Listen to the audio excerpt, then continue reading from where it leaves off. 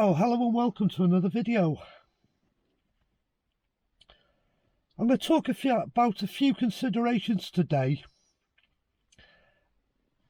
after you've had a wrist fusion and some of the restrictions that you will come across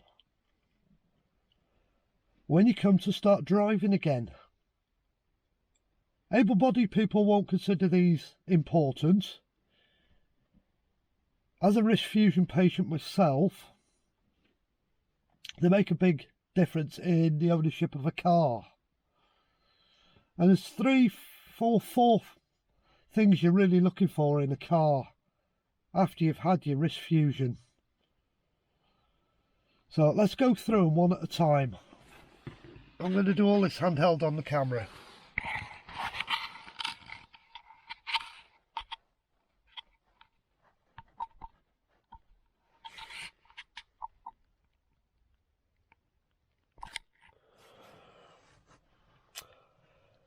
First one to me, really important.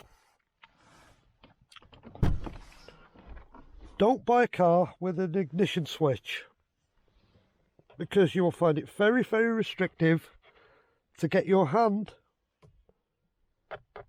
down into this position to turn an ignition key, especially when you've got the door shut, because you end up with your arm stuck up against the door and trying. It's really hard to get your hand down there and turn a key. There's not a lot of space and you've got no movement in that wrist. If you've had a left wrist done, that isn't an issue, but it is if you've had a right wrist fusion. So go hunting for a car that's got push button start. Makes life easier. Your next thing is, are you at the moment driving a manual or an automatic? If you're driving an auto, brilliant. Makes life easier. I was driving a manual before I had my wrist fusion. I've now gone over to driving automatics, because once I've put it in gear, I can concentrate on both my hands on the steering wheel to drive and not worry about changing gear. Makes a lot of difference. And the other thing I go looking for, especially nowadays, is as much functionality of controls on my steering wheel. Like my phone button,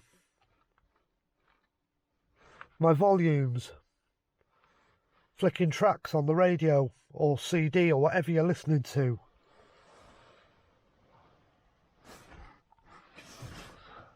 Or my cruise control functionality on the steering wheel.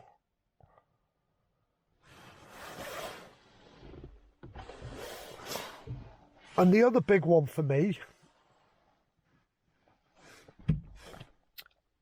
electric windows. It's much easier than the keep fit windows and having to wind them, especially if you've got a right wrist fused. Let's get out the car and I'll show you the last one. This is a big one for me.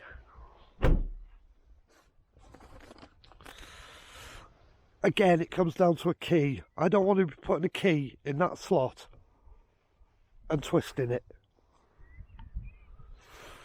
I want to do one of two things. I want to get my key fob out and open and lock it on the key fob.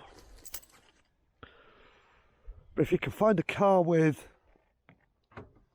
this functionality where you just touch the door handle and it opens, and again it locks because it's got proximity sensors in the door, that will make your life a lot easier. So it's just a few things to consider when you're looking at buying a car after you've had a wrist fusion. You've got to make your life easy.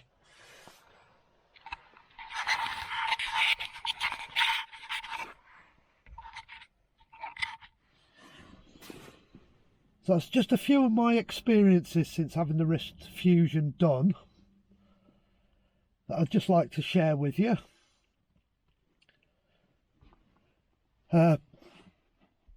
Please, if you find this useful, please like the video and please consider subscribing. And thank you very much for taking the time to watch the video. Have a nice day.